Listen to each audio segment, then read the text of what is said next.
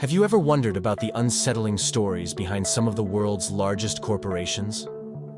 Today, on Enterprise Epics, we venture into the riveting narrative of a global giant, Nestle. This brand is practically omnipresent, from your morning coffee to the sweet treats we indulge in. But there are layers to this conglomerate that aren't so sugary. In the struggling economies of our world, roughly 25% of children are forced into labor. Now, juxtapose that with the world's leading food corporation, Nestle, extracting millions of gallons from springs, even in drought-ridden California. The question arises, should corporations control essentials like water, especially in areas without access to pure supplies? Nestle's vast empire spans over 2,000 brands, ranging from chocolates and coffee to baby foods and more. However, amidst their overwhelming success lie accusations and controversies, some of which are deeply unsettling. To really grasp the essence of this company, let's travel back to its origins. Founded by Henry Nestle in 1814, this behemoth began as a dream in the heart of a young German boy, fascinated by chemistry. Despite several failed ventures, Henry's breakthrough came in addressing the infant mortality crisis with a new invention, a baby formula.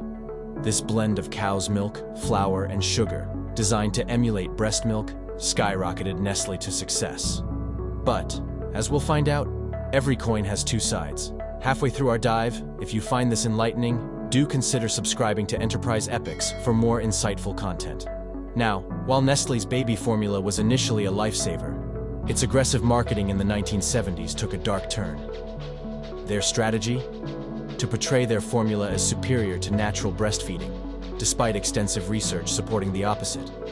Nestle even went as far as incentivizing medical professionals to push their products. This tactic became even more sinister in developing nations, where they employed saleswomen disguised as nurses to advocate for formula over breastfeeding. The tragic result? Many infants were denied the invaluable nutrients found in natural breast milk. Some even faced malnutrition as families diluted the expensive formula to stretch supplies. Water, our most essential resource, wasn't exempt from Nestle's grasp. They've been criticized for monopolizing water sources globally, from Pakistan to California. In areas struggling with clean water access, Nestle's bottled versions were sold at a premium, all while extracting the very essence of life from those regions. Another alarming revelation: the cocoa, which makes the chocolate we relish, is tainted with allegations of child labor and slave practices in its procurement. Nestle's reach in the cocoa industry has its shadows, and although they've promised reforms, change has been incremental at best. Despite these controversies, boycotting Nestle is challenging. Their extensive product range and global reach make them nearly unavoidable. As we've just discussed, Nestle's influence extends far beyond your morning cup of coffee or evening treat. Yet it's essential to understand the broader implications of their actions. Every decision a conglomerate like Nestle makes creates ripples in the global market, affecting local economies, environments, and communities. In Brazil, for instance, Nestle's aggressive water extraction tactics have impacted local water supplies. Rivers that were once teeming with life and provided fresh water to entire communities are now dwindling. Nestle's bottling plants, built close to these sources, extract thousands of liters daily, directly affecting the ecological balance. While Nestle profits from selling this bottled water, local communities face scarcity, grappling with the after-effects of corporate interference in their natural resources. Let's also touch upon the environmental implications. Nestle, being the largest bottled water company globally, produces an unfathomable amount of plastic waste. The environmental toll of these bottles, which take hundreds of years to decompose, is alarming. Yet, in regions where Nestle extracts water, recycling facilities are often lacking. This juxtaposition of exploiting resources and then contributing to environmental degradation underscores the importance of sustainable practices, which seem to be overlooked. Nestle's acquisition strategies further consolidate their power. By buying out potential competition, or those companies offering innovative, sustainable solutions, they ensure market dominance. Such monopolistic tendencies stifle innovation, particularly in the food and beverage sector, leading to reduced choices for the end consumer. Their marketing strategies, too, are a point of contention. Nestle has faced criticism for aggressively promoting products, like infant formula, in regions where they aren't necessarily the best choice. Moreover, they've been known to push products with questionable health benefits in areas grappling with obesity and related health issues. While advertising is a company's prerogative, there's a fine line between promotion and misleading consumers, especially concerning health. Further, their employment practices globally have been under scrutiny. While child labor in cocoa farms is a well-documented issue, there are concerns about employee rights, fair wages, and working conditions in other parts of their supply chain. A corporation of Nestlé's stature has the responsibility and resources to ensure fair practices. After all, their success is built on the backs of countless employees worldwide, from factory workers to sales representatives. To truly grasp the impact of Nestlé's actions, imagine a world without such practices. A world where water sources remain bountiful and unpolluted, where employees, even in the remotest parts of the world, are paid fair wages and work under humane conditions, and where the environment isn't an afterthought, but a priority. In wrapping up, it's crucial to recognize our power as consumers. We dictate market trends, and our choices can influence corporate decisions. By staying informed and making conscious choices, we can drive companies towards more ethical practices.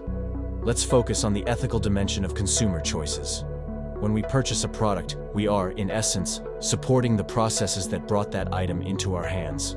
The journey of a chocolate bar, for instance, isn't just about its delicious taste, but the hands that harvested the cocoa, the land from which it was sourced, and the environmental footprint left behind. Now, let's talk about the local producers. In many cocoa-producing countries, farmers are often at the mercy of fluctuating global prices.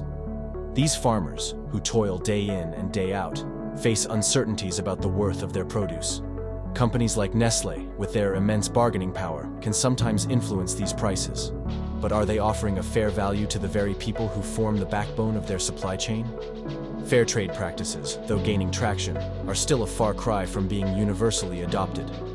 Nestle's agricultural practices also merit attention. With the looming climate crisis, sustainable farming is not just an ethical choice, but a necessity. How does a conglomerate like Nestle ensure that its vast agricultural requirements don't lead to deforestation, loss of biodiversity, or soil degradation? These are pressing questions that need answers, especially when considering long-term environmental health. Another point to consider is health and nutrition. As one of the leading food and beverage corporations, Nestle plays a role in shaping dietary habits globally. With obesity and related diseases becoming a significant concern, how is Nestle ensuring that its products contribute positively to global health? Is there transparency in ingredient sourcing, and are healthier alternatives being prioritized?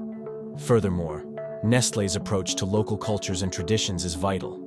In many regions, traditional foods have been replaced by processed alternatives, leading to a loss of culinary heritage. While globalization brings diverse products to our tables, it's essential to strike a balance.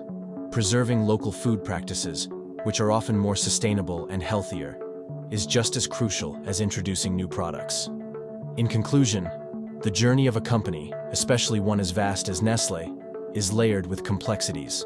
As informed consumers, our choices can steer these giants towards better, more ethical practices. The responsibility doesn't just lie with corporations, but also with us, making each purchase a step towards a more sustainable future. If you enjoyed this deep dive, give this video a thumbs up and subscribe to Enterprise Epics for more content.